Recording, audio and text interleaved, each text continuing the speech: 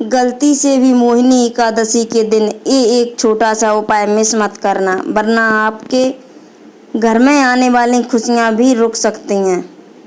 मोहिनी एकादशी के दिन किया गया ये एक उपाय आपकी किस्मत बदल सकता है, लेकिन अगर इसे नज़रअंदाज किया तो नुकसान भी उतना ही बड़ा हो सकता है। साल में सिर्फ एक बार आने वाली मोहिनी एकादशी और इस दिन का एक ऐसा गुप्त उपाय जिसे बहुत कम लोग जानते हैं, और आपने ये मिस किया तो पछताना पड़ सकता है। आप रोज पूजा करते हैं, व्रत रखते हैं, लेकिन मोहिनी एकादशी के दिन अगर एक काम नहीं किया तो आपकी सारी मेहनत अधूरी रह सकती है। एक महिला ने सिर्फ मोहिनी एकादशी के दिन ये छोटा सा उपाय किया और 7 दिन के अंदर उसकी ज़िंदगी पूरी तरह बदल गई, लेकिन उसने एक गलती कर दी थी। भगवान विष्णु की कृपा चाहिए तो मोहिनी एकादशी के दिन ये गलती मत करना, वरना बनते काम भी बिगड़ सकते हैं। ध्यान से सुनिए, मोहिनी एकादशी के दिन ये एक चीज़ भूल कर भी मत करना, नहीं तो साल भर तक परेशानी आपका पीछा नहीं छोड़ेगी। पहले तो हम जान लेते हैं कि आपको एकादशी वाले दिन किन किन चीज़ों से बचना चाहिए, क्या क्या नहीं करना चाहिए, क्या खाना चाहिए, क्या नहीं खाना चाहिए। तो एकादशी के दिन चावल, गेहूं का सेवन ना करें। शास्त्रों में भगवान विष्णु की एकादशी को शुद्ध उपवास और मन इंद्रियों की शुद्धि का दिन माना गया है। मान्यता है कि इस दिन अन्न में तामसिक ऊर्जा बढ़ जाती है, जिससे व्रत का पुण्य कम हो जाता है। अन्न खाने से व्रत का फल अधूरा रह जाता है, यानी आप पूजा कर रहे हैं पर परिणाम नहीं मिलते। अन्न की जगह फलाहार ले। फल, दूध, दही, मखाना, सिंघाड़ा, आटा, साबूदाना, यह सब चीज़ का आप फलाहार कर सकते हैं। और आपको ओम नमो भगवते वासुदेवाय मंत्र का जाप करना है। शाम को दीपक जलाकर विष्णु जी की पूजा करें। अगर आप मोहिनी एकादशी का व्रत रख रहे हैं तो एक गलती भूल कर भी मत करना। इस दिन अन्न का एक दाना भी आपके पूरे व्रत का फल खत्म कर सकता है।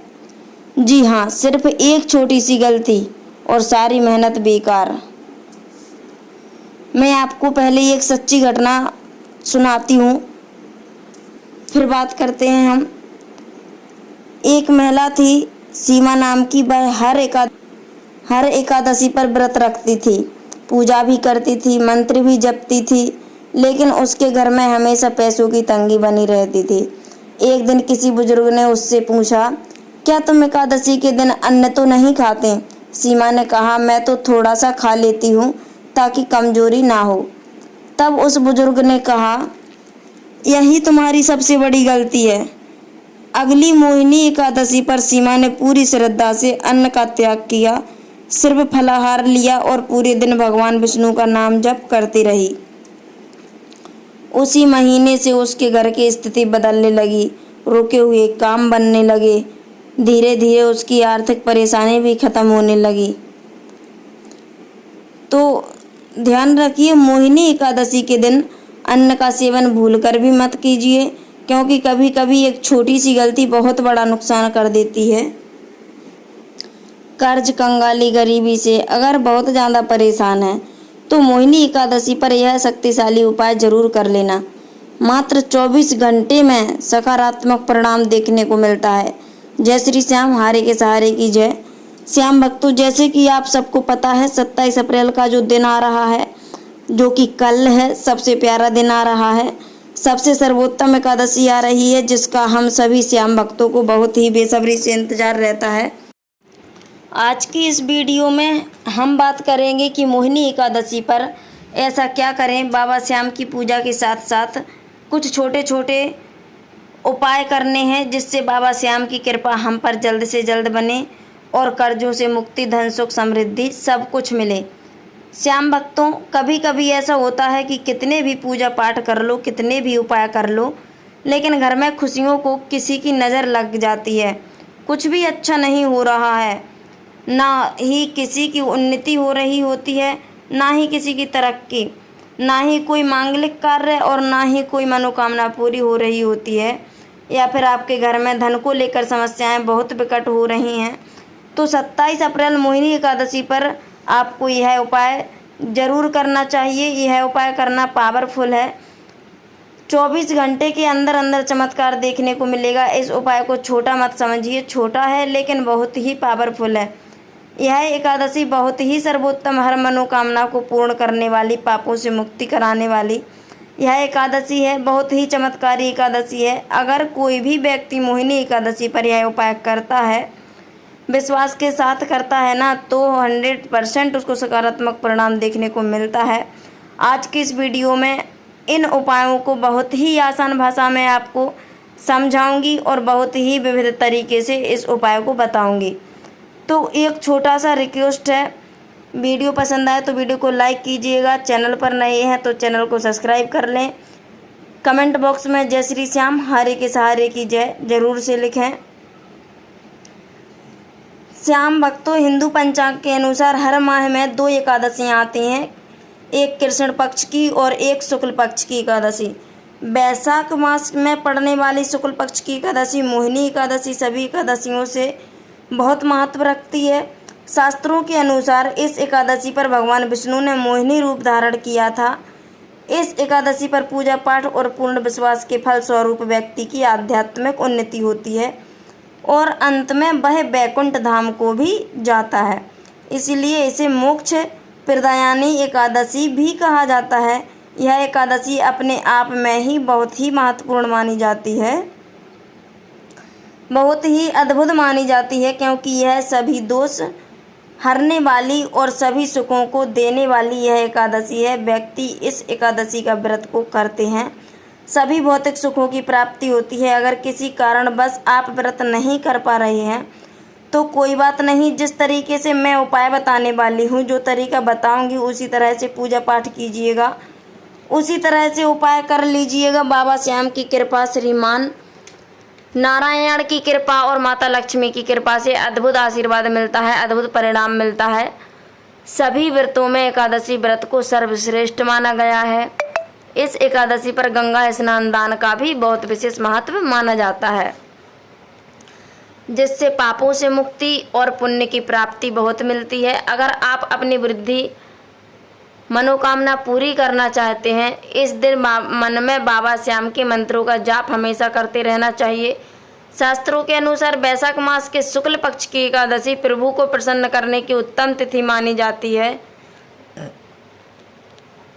इस दिन विविध पूजा पाठ और उपाय से व्यक्ति को आजीवन पैसों की तंगी का सामना नहीं करना पड़ता। आज के दिन गंगा यमुना का जो स्नान है बहुत ही पुण्यकारी माना जाता है।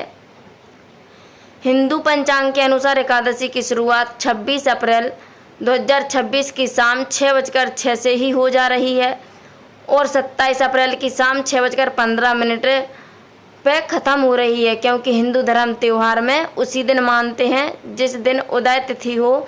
इसीलिए हमें व्रत 27 अप्रैल सोमवार को रखना है। तो यदि आप अपनी आर्थिक स्थिति को मजबूत करना चाहते हैं, घर में सुख समृद्धि लाना चाहते हैं, तो चलिए मैं आपको उपाय बताने वाली हूँ। मोहिनी एकादशी पर कौन सा उपाय करना चाहिए। यह एकादशी 151 साल बाद मोहिनी एकादशी पड़ रही है, तो यह बहुत ही विशेष एकादशी मानी जाती है और बहुत। तो आपको करना क्या है, अगर आपकी माँ है, भगवान करे कि सबकी माँ हो, तो आप यह उपाय ना करें, अपनी माँ से करवाएं। अगर आपने अपनी माँ से यह उपाय करवा लिया तो आपकी जितनी भी मनोकामना है सारी की सारी पूरी हो जाएंगी और जो भी आपके कष्ट है, जो भी आपकी समस्याएं हैं, सारी आपसे दूर भाग जाएंगी। तो आपको करना क्या है, आपको अपनी माँ से कहना है कि माँ आप यह उपाय कर दीजिए। मोहिनी एकादशी है, यह एकादशी 151 साल बाद पड़ी हुई है। वैसे तो हर साल पड़ती है, लेकिन इसके जो कुछ योग बने हैं वह 151 साल बाद मिले हुए हैं, तो इसीलिए यह ज़्यादा महत्व देने वाली एकादशी है, जिसे मोहिनी एकादशी के नाम से जाना जाता है। तो आप अपनी माँ से कहिएगा कि आपको एक कागज़ ले लेना है जो कि सादा सिंपल हो, उस पर धारी ना हो, सफ़ेद रंग का कागज़ हो, उस पर कोई धारी वगैरह ना हो, और उस कागज़ को लेकर उस पर 3 इलायची रख देना है, 2 लौंग रख देना है, 3 तेज़पत्ता रख देना है, उसमें 2 जायफल रख दे और 3 कपूर रख दे, और उसको गुड़ी मुड़ी करके और उसकी घड़ी बना करके अच्छे से, और जिसके ऊपर से जैसे आपकी माँ उतार रही हैं तो वह नज़र आपको उतरवानी है।